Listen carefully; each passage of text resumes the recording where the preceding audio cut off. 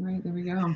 And we're live. All Well, right, y'all. Welcome back. This is BirthFit podcast episode number 230. And this, I already know, might be one of my most favorite special episodes because I get to interview the one and only Kat. And if y'all don't know, Kat is the queen behind all of the BirthFit emails and support and basically making sure our inbox stays at a healthy low dose. And yeah, Kat's got an amazing birth story, and we'll get right in it. But before we do, I want to remind you to check out our nonprofit page. It's nonprofit.birthfit.com. As I mentioned in the last episode, all the things we do podcast wise now are under the umbrella for the nonprofit. And we're really pumped about the mission of this nonprofit to support active duty military or those that are married to active duty military. So go check it out. Donate. You can donate $5. You can donate and pay for a whole episode, whatever you want. Anything helps. And if you want to buy some apparel on the main BirthFit site, at least 10% of that goes towards our BirthFit nonprofit. Yeah. So we love the support.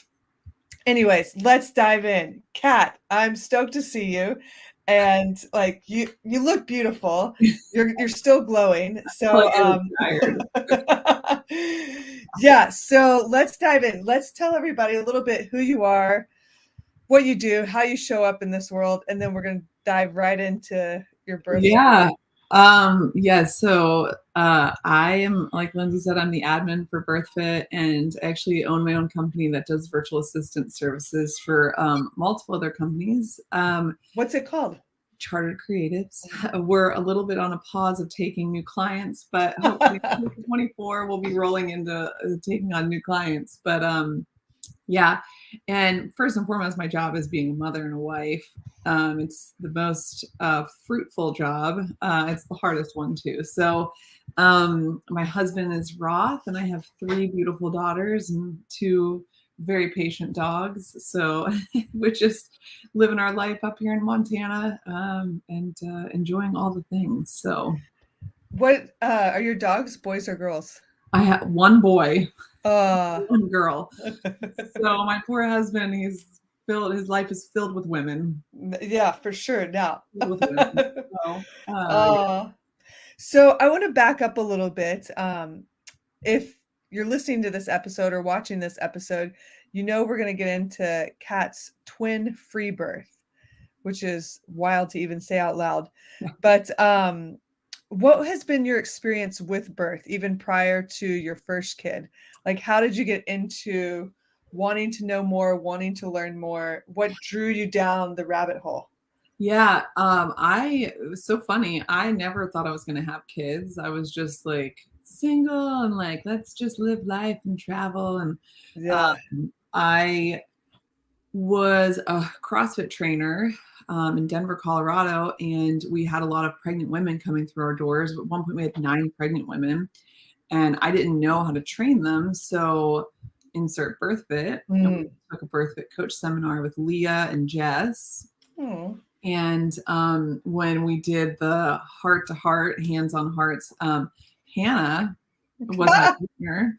And it's so funny that you took the Enneagram last night, but I'm an Enneagram 8, and touching is not my love language. So me and Hannah, like, I was just like, oh my God, I have to touch someone. Yeah. But Hannah has been a huge role in like guiding it's so crazy. She just that moment alone really opened my heart to like that was so much. That was the first time y'all met? Yes. You and Hannah? Okay, so for those of you listening, Hannah is basically our videographer, creative. She's definitely not an Enneagram 8. No, she's so in touch with herself. Like, she is just a beautiful human. Yeah. It was just, I look back on that moment so much. I don't know how much she realizes that it touched my heart, but like literally. So, and then seeing people like Leah and Jess, who are like, Leah's an 8, like Mhm. embracing that role and like being a mother and Yeah, stepping into it. with Kai at the time. And then I watched the birth story. I think it was Embo. Oh, I think it was. It might have been, I don't know. It was the coach seminar. So yeah. that touched my heart. And I'm like, oh my gosh, like I need to lean more into my feminine. And then like BirthFit just like really just snowballed, You're giving me the chills. which was super cool. Yeah, it's just so incredible, the story. And then I became a doula, and I was a doula for my first birth, and it was in the hospital, and I kind of really saw it was a beautiful birth. She did it all natural, Nice. no drugs or anything, which was great. But the end was just such a it was so intense, and because it was such a long labor, and it really opened my eyes to how things are done not the best at the hospital. Right, in the system. Down a rabbit hole. And then 2020 happened, and I met my husband, and he opened my eyes to so much more, and like nature and all the things. So yeah, that's my role in birth. And then I had my first baby at my midwife's house, and it was incredibly beautiful. And When was your first baby born? August of 2021. So she's about 22. And it was just the most epic labor. It was so beautiful, and it was just so great. And I'm like, why do people have so much trauma around birth? This is so great. Like we're meant to do this. And it just keeps opening my eyes. Everything that happens with me is just opens my eyes to so much more. And I'm like, there's so much that needs to be changed in this world. And it needs to start with birth. And like, that's why I'm like, my heart is with like helping women realize like, you can do this. Like, you know, so. Totally. Yeah. I remember we met our husbands, I think around the same time in 2020. And we like totally used 2020 as a great filter. It was great. You're like, 2020 was terrible. I'm like, 2020 was the best year of my life. Yeah. We got clear on what we wanted. Totally. Like it just totally opens your eyes, and like you meet your spouse, like you marry them, and like it was just a great year. So that's awesome. Yeah. Okay, so fast forward, you met your husband. Wait, how did y'all end up in Montana? So he likes the area. Okay. And he moved from Washington, and I moved from Colorado. He just really did research on like the best area to raise children, homeschooling, you know, birth, and just the area itself and who we want to raise our children. Yeah. The environment. Yeah. And that's why we're just like the Pacific Northwest is where we want to be. That's cool. So, yeah. Yep. Dang. To be in Glacier National Park's right there, and like the mountains, and you That's get cool. It's just so beautiful. Yeah. So I'm like, I'm cool being here. It's fine. I didn't know Montana was considered the Pacific Northwest. Yeah, I think Western Montana is. I think it just kind of cuts off, but like we're good with Western Montana, Idaho, and then like East Washington. Because the more you go to the coast, the crazier it gets. So. Yeah, it gets wild. Yeah. Awesome. Okay, so then you had a great first birth experience, opened your eyes, opened your heart. Yep. Did you do any doula work after that, or? I did. I did one birth. Yeah, I did one birth in 2022. Actually, it was right around her birthday. And it was up here in Montana. It was for a really good friend of ours with the same midwives I used. Cool. Yeah, and she labored for a really long time. There was a lot of anxiety involved, and so she ended up we transferred to a local hospital here. It's a pretty great local hospital for a lot of reasons, and she had her baby boy vaginally. Aww. And it was a beautiful, beautiful time. So first birth was just really long. So yeah. Okay. So now let's get into your second pregnancy. Yeah. So when did you find out you were pregnant again? So that's funny. So my conception date, I think, was October 8th or something like that. And the first probably 2 months, 8 weeks or so, We were living in Denver, and I was like really grumpy, and I was like, the world is just a terrible place. All things are happening. I was like, we call it black pilled, which is like, it's just, I was like, maybe I'm just like really black pilled right now. I'm like, it's just a terrible place to live. I don't want to reach, all this stuff. And then I'm like, I haven't had a period in 2 months, but like I only had one period postpartum. I was like, they skip. It's fine. It's like, I'll just get a pregnancy test. I'm probably not pregnant. No, I'm pregnant. So I think I found out, so October, probably like early December. Yeah. I found out. Yeah. So oh my goodness. it was like, yeah, we're going straight into winter. And I was like, it's so dark out. I was just pregnant. So yeah, sure. That's why. Okay. So you found out, and I'll back like a little side note. Kat and Hannah on our team were pregnant at the same time. We won't share too much of Hannah's story because I'm going to get her on it here eventually. Yeah. But so who's the first person you told? Did you call Hannah or text her? Well, Hannah was the first person. Really? She told me first. Yeah, I texted her. I was like, yes. It's just so crazy how hilarious how our friendship started and how our lives have kind of aligned. Yeah. And it's just crazy. I was gonna have to tell her. And then when my husband came home from work, I'm so not creative. I was like, neither. Guess what? We're pregnant. And he's like, yeah. You're like, yeah. Oh yeah. He is just like, he prays like, cause he's like hard cut off at 45, which I don't think it's really that hard cut off, but yeah. He wants like lots of kids, and God's going to give him lots of children. The 2 for 1. Oh my gosh. And I was happy too, but I was just yeah. shocked. I was like, oh my God, first trimester. Ugh. Yeah. So automatically, I know you started doing things differently this pregnancy as compared to last pregnancy. Yeah. So once you found out you were pregnant, what are some of the things that you're like, okay, I'm going to do this different, or how do I want this pregnancy to look? It's funny. Like I had a really beautiful birth with Madeline, and I loved that. It was my first birth. My midwives they were wonderful. They still are wonderful people. But I just envisioned it being different this time. And I wanted to, I did more research into, just oddly enough, I did more research into Freebirth and like Hannah wanting to do a Freebirth. And I'm like, oh, that's interesting. Like I wanted to just be me and my husband and my family, right here in our home and uninterrupted. And I was like, I'm really healthy. I'm not going to do a lot of prenatal check-ins. Like I just want it to be like almost like a wild pregnancy, but I did a little bit of check-ins with my midwives. And then my supplement routine changed just a little bit. Even though I felt I was like really healthy with Madeline, like my supplement routine with her was on point. Like she's super healthy and so am I. So what'd you change supplement wise? Do you remember? Well, so I did beef liver with her, and then I switched to beef organs with the twins. And I focus a little bit more on choline because Lily Nichols did that really good research on choline and how much is actually needed for brain development.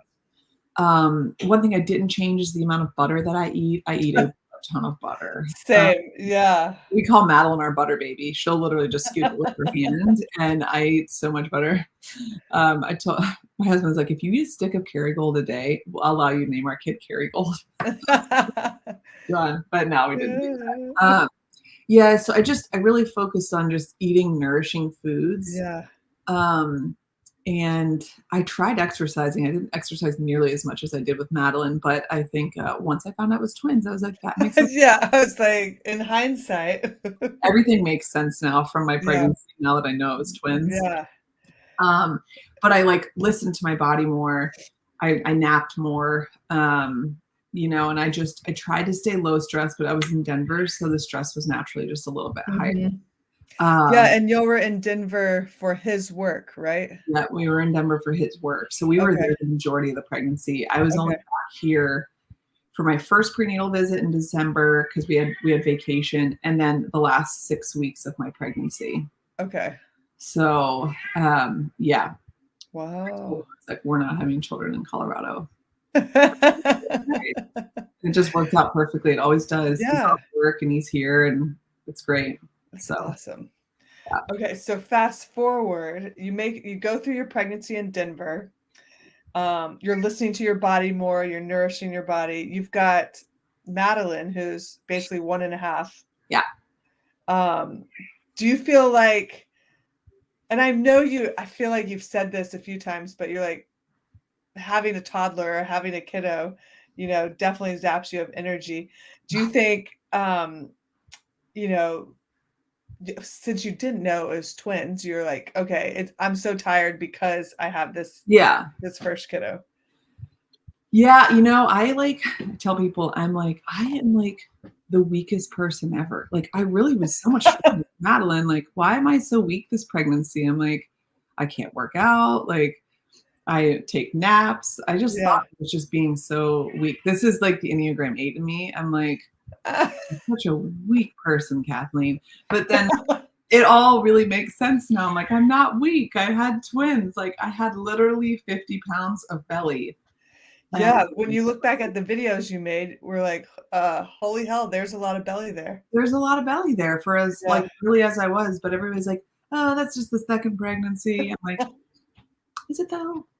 Yeah. It's crazy. So I did think it was the toddler, like having Madeline, and also working and being a wife and Yeah. home and things like that. And I'm just naturally a busybody, but um, it all kind of makes more sense now with how tired I was, Yeah. and how I don't know, there were spats of times where I was like, am I losing my mind? Like, did I just forget to do stuff?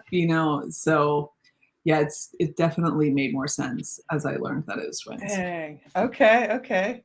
So yeah, then fast forward, you go back to Montana. And how many weeks were you, do you think, when you got back to Montana? So hold on, I was 40, 40, 36. I was like 34 weeks because I came back Okay. on May 15th and that was my due date was July 1st. So it was like 6 weeks till my due date. Okay. Yeah. And so this is the first time you've seen your midwives since first trimester. Yep. I had 2 calls with them. Okay. And they just check in and just see how Yeah. I'm doing. And I sent them a picture of my BP, and I did fundal height on myself, but I just didn't really know what I was doing. So they're like, it's so normal, looks fine. Like I did a hand or whatever below my. Yeah. I sent them one picture, and that was it. And then I saw them at 35 weeks when I was back.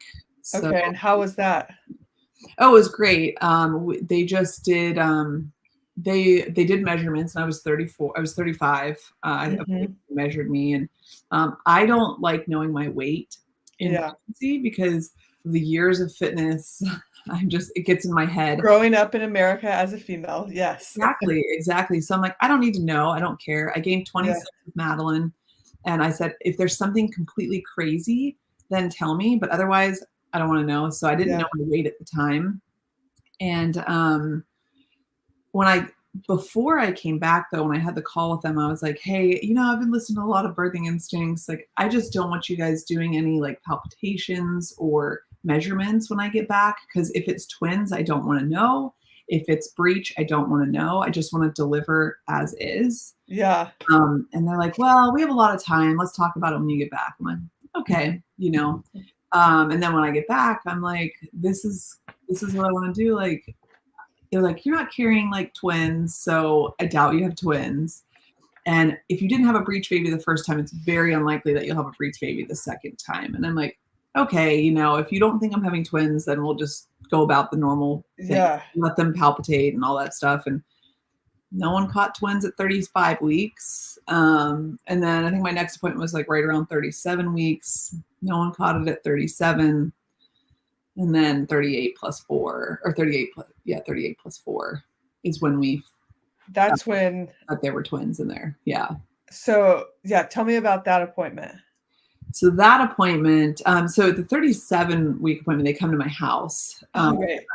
My house, and apparently my one midwife, she apparently thought that there were twins in there, but she didn't tell us the 38 plus 4 appointment when they confirmed that they think there's 2 in there. And all along, what I thought was happening was like, if there's twins in there, they can suspect it, but I have Mhm. to have an ultrasound to confirm it. And just for everybody listening, like in Montana, midwives cannot deliver breech or twin. That's why I was so adamant about not knowing. Yeah, it's so different state to state. Yeah. So it's really nice to know your state laws. And that's why Yeah. I knew my state laws. And I was like, because they're Mhm. both trained in breech and twin delivery. They've never done it, but they're trained in it. So I was like, Has it always been a law there? Or, I like, think did it so. change? I think it's always been a law. Interesting.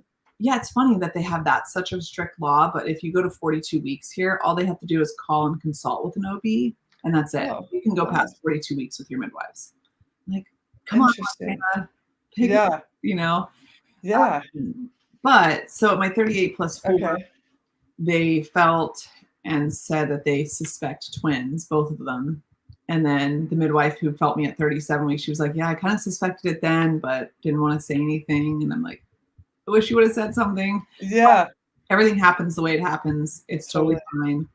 Um, So you were in the office at 38 weeks and some change, yep. and they're like, "We suspect twins." Yeah. And you're like, were you alone or did you have your husband? No, my husband and Madeline were there, and I rolled Okay. over and just started bawling my eyes out. Yeah. The entire pregnancy, I think I even told you guys, I was like, I do not want twins. It's a tougher journey, you know? And I was like, I don't want twins. It's definitely a different deck of cards you've been dealt. Yeah, My brother and sister are twins. But, Yeah. you know, now I'm like, I love my girls. Like, they're super cool. They're really chill. They're just such little gems. Yeah. I'm like, I wouldn't change it for the world. And then, Aw. yeah. So they said they suspect. I declined the ultrasound, and I thought we were moving forward together as a team, as a birth team. Okay. Because at that appointment, they're like, well, if you decline the ultrasound, you know, that's on you, and we can't really confirm it. Yeah. Okay, great. A couple Yeah. hours after our appointment, our midwives texted us. They're like, you know, we'll get investigated pretty heavily. Like, there's a chance we could lose our licenses, and you know, the birth certificate, like, they're like, we have to file for birth certificates, so like they'll know, and then we have to like report it to the state. Like, they have to report everything to the state. So I was like, okay, instead of texting about this, like, let's have another meeting. Can we come in tomorrow and chat? Or she was like, come in tomorrow. Let's meet at noon. I'm like, Yeah. okay. I joked to my husband. I was like, everyone has to leave their phones out of the room. Everyone goes on airplane mode because they're always listening. I was like, we like sat down, we chatted, and like they had already come to the conclusion that they were going to drop us from care. Yeah. We talked about it, and I was like, okay. And they're like, I asked them, I was like, if I call you at 2 a.m. and I'm in labor and I need help, would you show up as a friend? And I think they were like, we would never leave you stranded.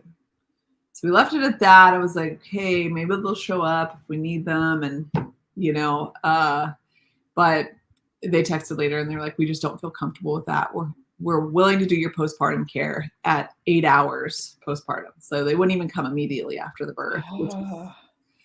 It's sad to me. Like, and I told them, I was like, I never want you to put your life on the line for my family. You know, everybody approaches life differently. I would never expect you to do that.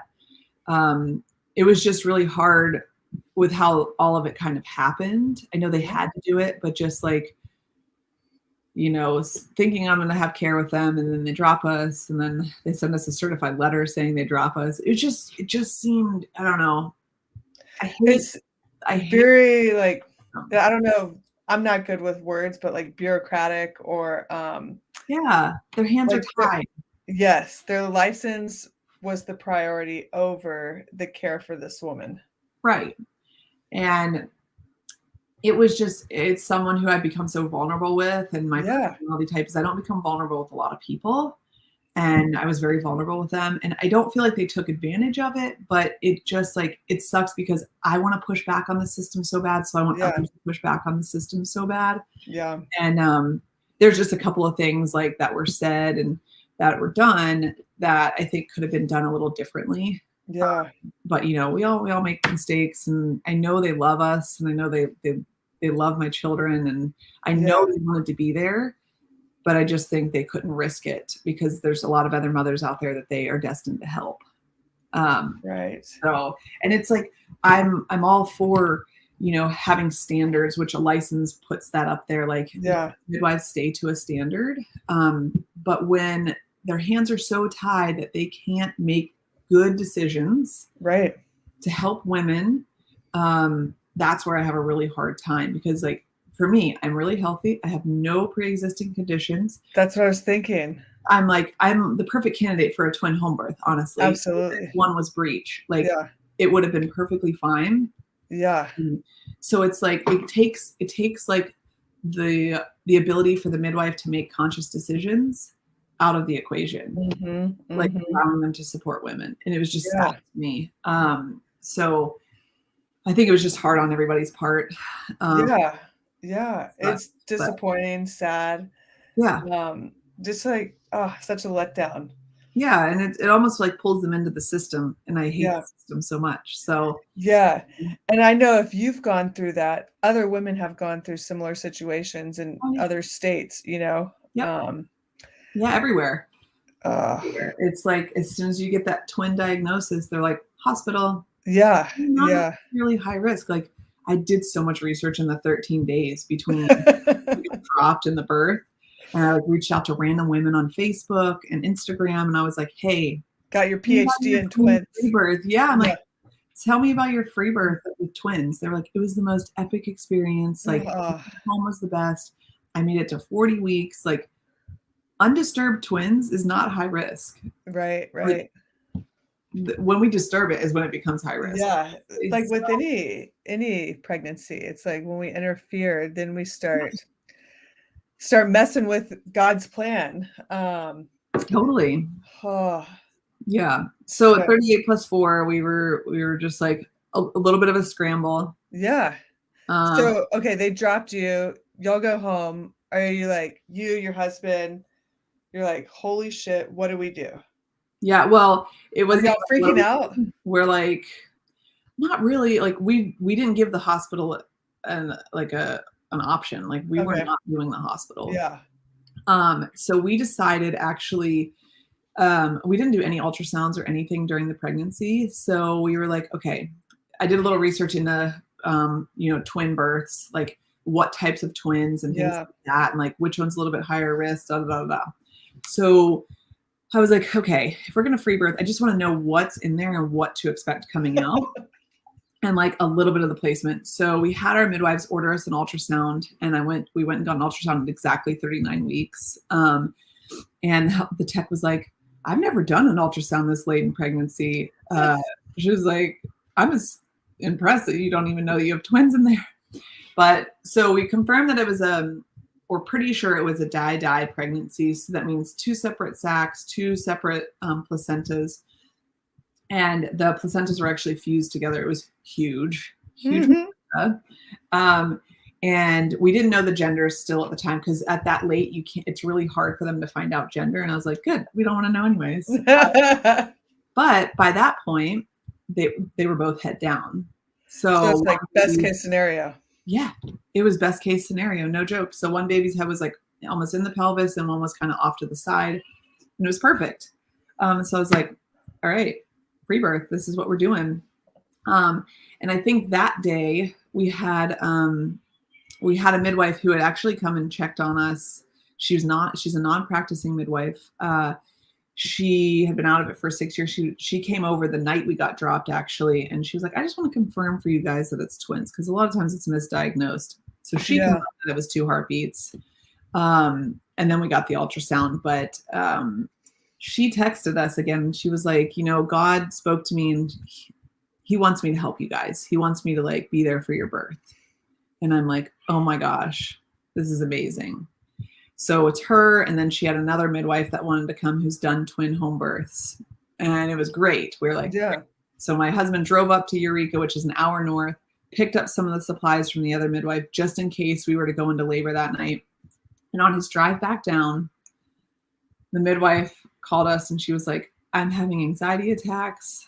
I don't feel Ugh. comfortable being there. Like, she's like, I could lose my license. She's in the medical field now, but more holistic sided. And she was like, I just can't support you guys.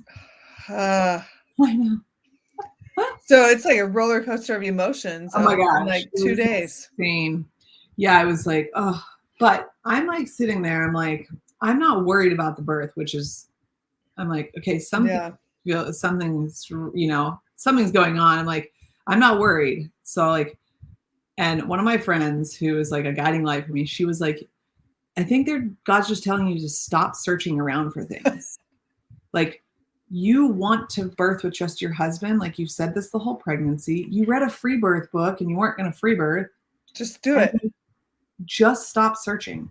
Uh, Thank you. That is probably what I needed to hear, because I was like, trying to find a midwife and all this stuff. And I was like, okay, I'm just going to let things be. We're going to use the virtual midwife that we found to like for the afterbirth because of like hemorrhage or whatever. But other than that, like, we're just going to do this thing. So, and I felt really at peace with it. That's awesome. It was really awesome. So, how is your husband? Because I'm sure if there's some gentlemen listening to this, he's like a rock. He's insane. Like, it's crazy. And he like, he's a protector too. He's an 8 on the Enneagram. An 8 married an 8. It's like fire, but it's amazing. And he's like protector. He's like, he got upset with all the people that were kind of dipping out on us. And that's natural, I feel like. Yeah. And he like wants to protect me and like, stand up for me and stuff. So, but he like stayed cool, calm, and collected, got everything organized for the birth. Like, just, he did everything that was necessary. And like, I think this was his dream too, of just like,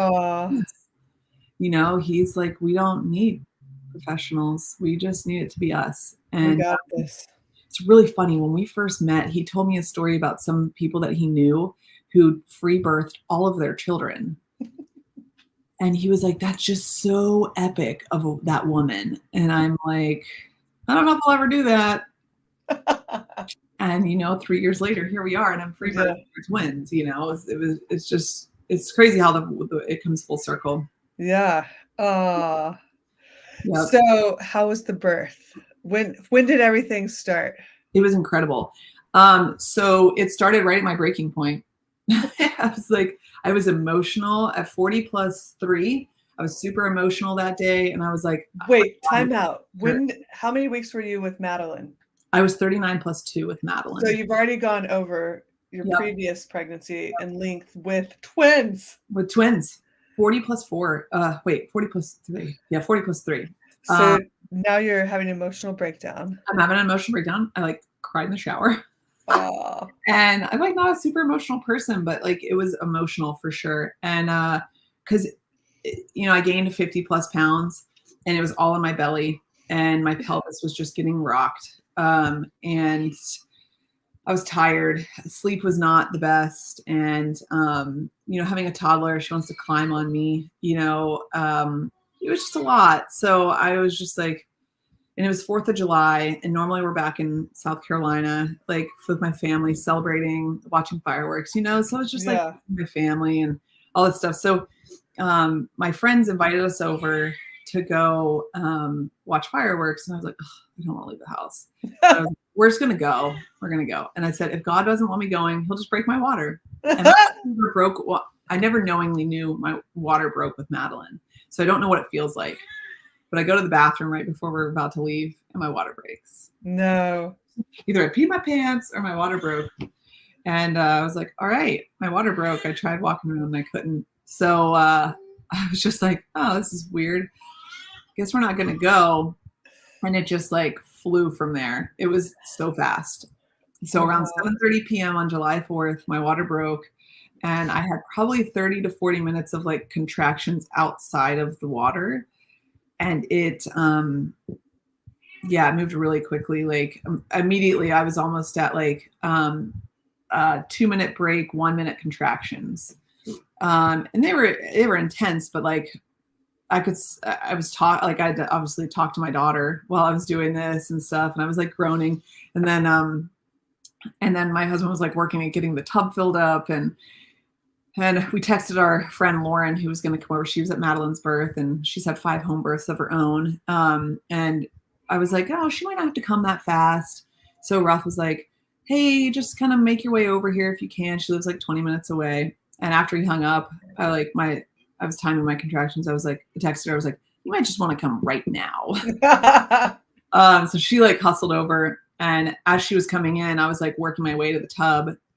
I got in the tub and it was almost full. And I was anticipating transition. I hate puking. Hate it. But I was like, I'm going to do really good this time. I'm just going to allow my body to puke. I was like holding the bucket. And then I was like probably 10 contractions in the water. I was like, oh my gosh. Sorry, TMI, everybody, but it's like, I have to poop. Always happens. Literally, I was like, I have to poop. I'm crowning, baby. Never transitioned, never pushed. My body did the fetal ejection. Like, awesome. It was insane. And the baby just flew right out. And I caught my baby in the water. I was like, it was amazing. Pulled her right up here. And then I laid on my back. I switched to my back because I was on my hands and knees.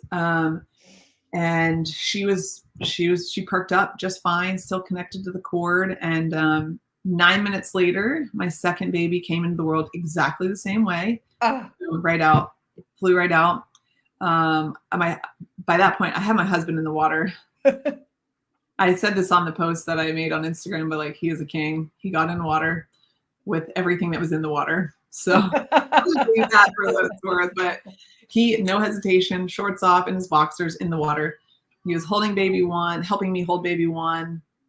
And 2 came out, and she wasn't as like responsive. Yeah. It was still in her sack, but it was empty of water. So he pulled the sack off of her, and I gave her 1 breath, and then he took her and he gave her a few breaths, just helping her learn how to breathe.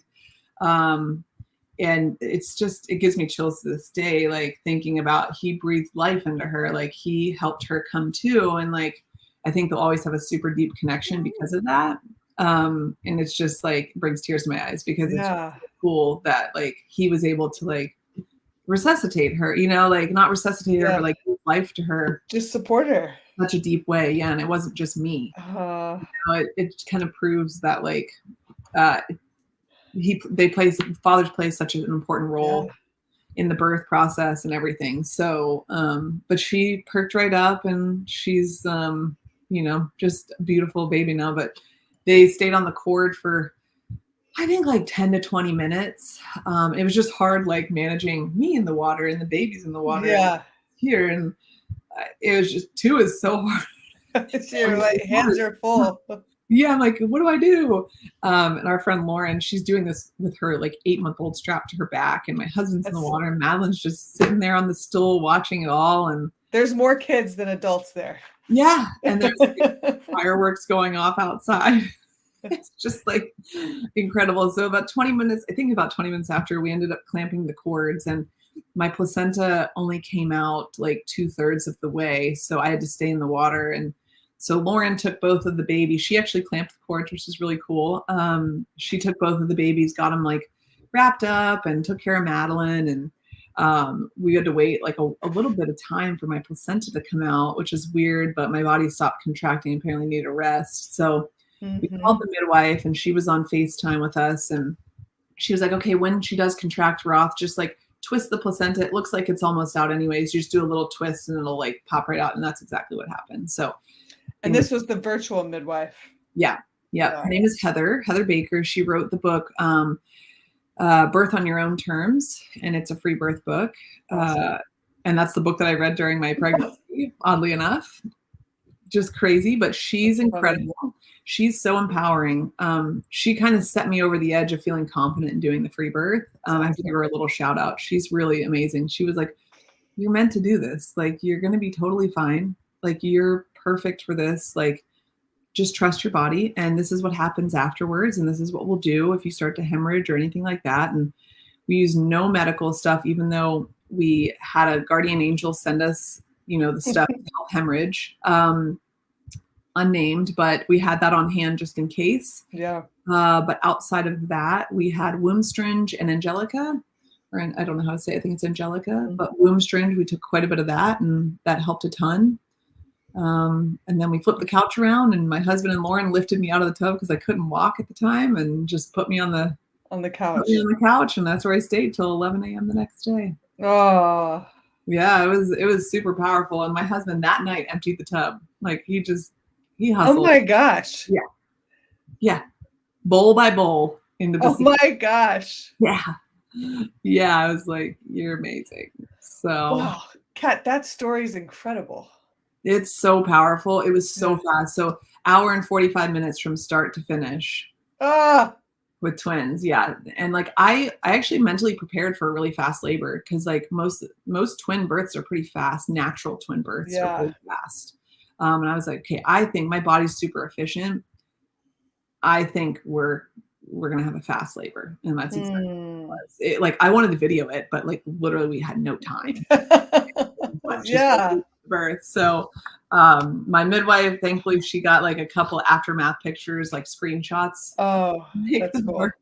Of the aftermath of it. And then we got some pictures afterwards, but that was it. I was like, you know what, honestly, it just has to be in my heart. Yeah, it's in y'all's hearts. Yeah. And I wrote out my birth story pretty quickly afterwards, because I think in the 4th trimester, your brain just doesn't process and remember. So I was like, I need to type it out really quickly so I have it. Yeah. It was cool. It was a really cool birth. It was don't change anything. Yeah, and it sounds like everything, you listen to your body and your intuition, and everything was exactly what it was destined to be. Right. It's exactly how I like envisioned it. Yeah. Which is crazy. And I think so. I always say, I'm like, I really like challenges. Like Bob was like, I'm taking you seriously this time. I'm giving you a challenge. You're gonna have twins, and you've spoken about this, so let's do it. And I was really. It's the moment I let go is the moment like everything started just going so perfectly. Isn't that the freaking key to life? Yeah, and like it's the same with children. Like I learned, like when you stop trying to control everything that happens, like with like, oh my God, you can't leave the house until it's nap time, and no, just go. Helicopter mom. Stop trying to control it, and it all goes really well. I mean, there's times where I'm like, okay, I'm losing my mind, but it goes really well when you stop trying to control everything. And it's really hard as humans, and then like, it's the constant surrender is so difficult. Yeah. It's just, you have to do it. So well, I think what's interesting, just me reflecting back on your story, if you didn't, like, you desired deep in your heart to have a free birth, but if you wouldn't have had twins, you would have probably stayed with the midwives. Yeah, it wouldn't have been any. Yeah. You would have just stayed with the midwives. So I love the midwives, and I just struggle letting go, so he had to take control of the situation, just the way it had to be. So yeah. One thing I'll say about all of it is like the negativity gets in your head. I think I said this to you guys in the group. It's so hard to drown out the negativity. And it's like, you need to surround yourself with people who are going to support your decision. Yeah. That's the key. I had a really good friend from Colorado, actually. She flew up just instantly. As soon as we found out we got dropped, like 2 days later, her and her son flew up and stayed with us for probably 12 days or so. Dang. Yeah. And she left the morning of the birth.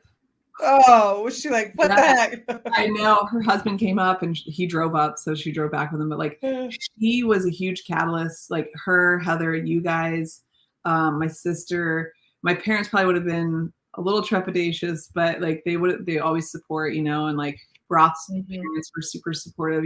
Just surrounding yourself with the people that are like, you can do this. And like, she showed up. She was like, I'm shipping you Angelica. We found womb syringe. Like, I'm going to come up. I'm going to help you. Because I had a little bit of sickness before I had the baby. Yeah. She's like, we're going to get that worked out too. She's like, she's my nutritionist. So she's like, my naturopath nutritionist. And the fact that you just surround yourself with these people that are like, yes, like, let me help you solve these problems. Let me help you do this. And like, you can do this is like the key. Yeah. And And not, they don't try to fix it or yeah, like impart their opinions or yeah. thoughts or judgments or anything. Yeah. And like anybody that spoke negatively, I'm like, they're not going to come in my bubble for the Yeah. rest of this time, because I need only people who are going to speak positive, like affirmations into me. Like, Mhm. do this. Like, and the few midwives, they were like, you should go to the hospital. You should go to the hospital. I'm like, Bye. no, like you're out, because like, Yeah. that's not what I need right now, Yeah. And I found like random people on Facebook and Instagram, and I messaged them, and I was like, so that's like one of the keys to success. When you go to do stuff like this, you just have to be firm in your stance, and you have to find people that are going to support that. Oh, I love that. Yeah. Yeah. Oh, it's, like that gives me, I don't say validation, or like I've been thinking about, for the last month of my pregnancy, just blocking, like putting up that energy guard, putting up that wall, Yeah. because yeah, you don't have time for negative energy. Like Yeah. you've got to be so on point with just nourishing your soul, Yep. Yeah. And it's like, it's probably, I should do that in life too. Yeah. All the time. So it's like, block out the people who are not supporting what your dream is, or Yeah. what you can do, because like, and I don't make decisions like this lightly. Like if I No. actually had like preeclampsia and diabetes and all, like the things that actually need some care from Western medicine, Yeah. then I would hope that people would be like, hey, I really like, with all this, the research, you should be in the hospital. But I should have made that decision myself at that point, and I probably would have. Absolutely. You Yeah. know? So I Yeah. don't. If people truly know me, they know I do research and they know I look into it, and like Yeah. I make the best decision for my family. Yeah. And and I don't live by fear. It's just like, Yeah. I mean, so because when you live by fear, you often end up with regret or shame or, oh yeah. those Yeah, low or frequencies. you live in the chronic victim life that Yes. they put you Yes. into, which is, I'm so anti-victim. It is Yeah. unbelievable.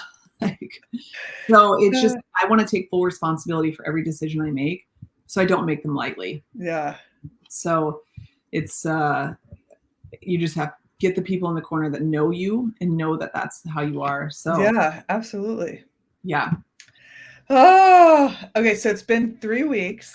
yeah, Does that feel crazy? Like 3 weeks? flying by, Yeah. It's insane. It's flying much faster than it did with Madeline. Uh, And I already see change in them, and I see growth, and I'm not going to say it's easier. I yeah. don't think it's going to get easier, but um, so I had anemia afterwards because I did lose a lot of blood. So I've Mhm. been like really nourishing myself back with, Slowing down. yeah, it's just like you have to slow down or the If sport. y'all know Kat, this is hard for Kat to slow Yeah, down. my God, staying in bed is so hard. Yeah. But so it's like slowing down, taking the right supplements, and like just nourishing your body. It's, you know, it just gives me a lot of time to like sit and connect and actually do what I need Mm. to do. And it's been, a really amazing journey. And Aw. I think I feel like I can speak my story because I've done things out of what the norm is. And I want women to see that they can do that. Oh, yeah. Just want them to know, like, you can do these things. You don't have to constantly use, like, we didn't use Pitocin or Cytotec. Like, I've been nourishing myself back, and you can do it. Like, it's hard. The journey's hard, and you just have to do it. And now, like, I'm moving more. I can do more, and it's just like, we're gonna do fine. Ralph and I will do Mhm. fine. We have a great support system, and it doesn't get easier, but it just changes. Yeah, you get stronger, you get healthier, like, one Yeah, day at a time. yeah, yeah. And like you kind of just figure it out. Yeah. And it's cool. I'm kind of happy that I didn't know until 38 plus 4, It's kind Oh of, my gosh, yeah. it's super cool to not know, you Oh. but it's fun to see it afterwards. You're like, oh, I wasn't just a weak ass person. I had twins. So Yeah. um, Oh, it's super, dang. and it strengthens your relationship big time. The last 2 days, have just really like Roth has stepped up. He's so amazing. I don't want to brag, but he's so amazing. Brag all you want. Once, like, oh my God, I literally like hit the jackpot with my husband. And he's like stepped up, takes care of Madeline, feeds me, like does all the things. And like we just worked so well as a team the last 2 days, like just like, and I'm like, this is so great. Like our relationship isn't perfect by any means, but it's so wonderful. And it's just like when you get challenges put in your way, like you just got to work together. It's so yeah, and things like this that could either tear you apart or bring you closer. And man, it's brought us so much closer. It's super cool. Oh, I love that. Yeah, it's super cool. Okay, so for anyone, I'm gonna ask a few questions for any woman watching. And like you've hit on this, like you are capable, you're strong enough, you're capable. You know, and she's considering, you know, the first, I would say the entry level step, the first step of where to have her birth. You know, what and this might take you back to your first pregnancy, but is there a question or some things you did to determine, okay, I want to have a home birth? Or what kind of advice would you give to that woman? Well, I guess I would say, I mean, I always say birth where you feel safe. Yeah. I don't know if women really know where they feel safe. Like, yeah, you got to dig in there. What is safe? You know, I think maybe that's a good place to start. What feels safe to you? Like to me, my husband feels safe. Mm-hmm. Like I know that he will always take care of what needs to be taken care of. Yeah. So he is my safe. And then where do I feel most comfortable is my home. Mm. Always like, where do you want to be at the end of the day? I want to be, you know, and where do I feel is clean? My home. My home feels clean to me and it feels sanitary. And what do I want to do after I birth? I don't want to get up and drive in a car for 40 minutes. That's for darn sure. So like being at home and so that, but also like my personal opinion of Western medicine is a little bit different. I think you understand that. You're on the same boat. To me, that doesn't feel safe. So I don't really align with them. And I don't know, like I listened to podcasts, I read books. I asked people like other stuff. And like, obviously birth was a huge catalyst to me, like even knowing that home birth was a thing. Right.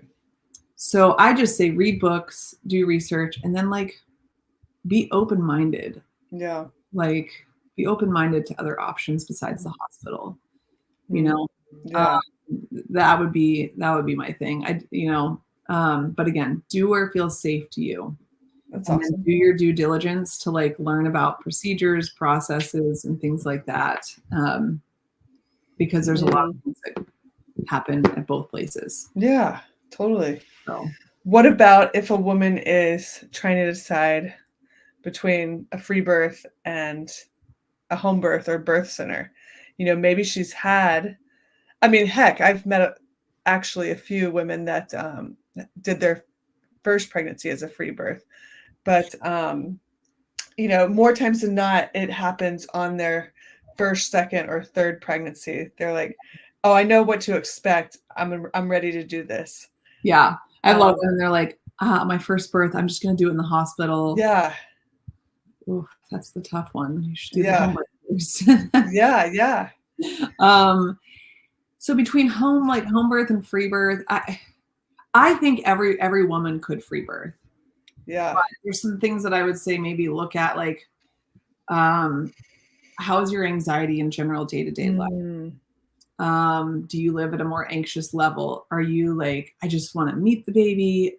Like, I hope I go super early. Like, to me, things like that. If you're not willing to just ride the train out and just be chill about the whole thing, I don't know if free birth is necessarily your first step. Right. I do think everybody should home birth. Unless you have some crazy medical things going on. Right. I think is the way to go. It's a really great step. And birthing center is another like stepping stone to get out of the system. I love that. So those are, I mean, that's great feedback. I think, you know, somebody asked me at a barbecue recently, because we haven't done any ultrasounds either during this pregnancy. And then after I told somebody that Kat was having twins, they're like, "What about you? Have you checked?" I was like, "Oh my God, no, we're fine." But somebody was like, "Oh," like kind of freaking out. And I think they were more just trying to find validation and justification in the decisions they made during their pregnancies. Yeah. But what I think you touched on a lot is doing your research, figuring out who you are deep down inside, your values, and like you mentioned, you don't really align with the Western medicine, and it's like I mentioned this. I might have mentioned this on the previous podcast episode, but you've got to get clear on your freaking, I call it wellness philosophy.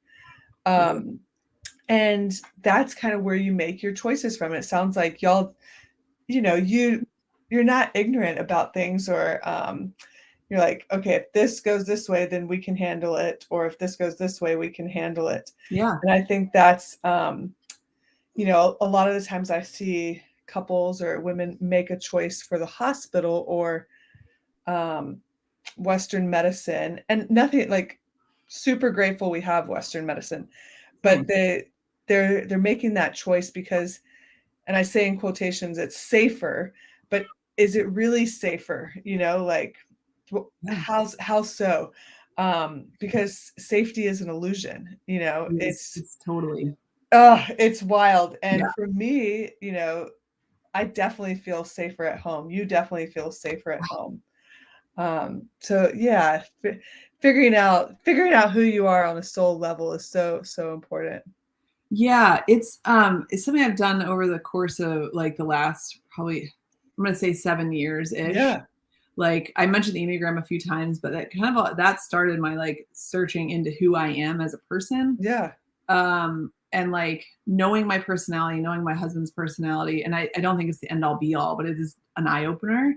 Like, yeah, open the door. Right. Like, and I'm like, okay, like I'm a little bit of a tough exterior. Like I like to challenge the system a lot. Like this is who I am and this is how I am. Like free birth is a natural next step. Like that's, I'm like, I can do this. Like, and I love a good challenge. So I'm like, this is something that would empower me and make me feel stronger. And I really just wanted it to be my safe zone, which is my husband. So it's cool. Yeah, finding those things out, doing the deep dive in and doing the hard work is really important around birth. And just being able to surrender. Those are the two things, is like so key. Soul searching and surrendering. And we're going to leave that there. We're going to leave that there. Your homework is to surrender and soul search. Yeah. And I feel like me reaching out to those women who did, like, even just doing the twin births, like, that was so helpful. So I'm like, if anybody wants to talk, like, you can reach out to me. I'm happy to talk you through. Yeah. How can people get a hold of you or connect with Info you? at BIRTHFIT.com. No, you can reach me out there. That's totally fine. But you can at info@birthfit.com. Yeah, that's the easiest one, that, or like my personal emails. It's my work email is cat@charteredcreatives.com. That is plural, but Instagram or whatever, however you want to reach out to me. What's your handle on Instagram? Cat Granville 0620. See, she had to think about it. Kat's hardly on Instagram. I do not love Instagram, but it is a helpful tool during these certain situations. But totally, like I want to be an advocate for people, and knowing you can do it, or even helping you make the decision on where birth is best for you. Like I've seen it. I've seen the hospital birth. I've done a home birth, and I've done a free birth. So it's like, helping you determine. I can give you some guidance on that. That's awesome. Okay. I've taken an hour of your time. It was so cool. I'm so grateful you interviewed me. I'm really grateful. I was going to say, I'm grateful that you shared your story here. Yeah. Thank you for giving me a platform to share it. I think, I don't want to, say like, it's all about me, but like, I want to empower other women to do these things. And this is helpful. This is a great tool. So I'm hopeful that someone takes something from this and, Yes. you know, they can learn that they can do it. You know? can do it. Yeah, absolutely. Yeah. And there's a lot of people who helped me on my journey, and hopefully I touched on every single one throughout this podcast, because everyone, like, I had such a good support system, and it's so key. So and the anonymous ones. yep, and the anonymous ones, you know, even the ones that didn't know I was free birthing, my parents, like they're still great, but I just had to protect them from the fear, you know. Totally. Thank you, Lindsay. I Go really back to chilling. No, thank you. I'm gonna go feed my tiny human that's Yep. screaming. I hear them. I love you, Kat. Sending y'all all the love, and yeah, I'll honored. see you probably in a couple weeks on a meeting Yeah. or something. So Yeah, don't come back too soon. I'm here always, though. I know. All right. All right, enjoy your day. You too. All right, bye, Kat. Bye.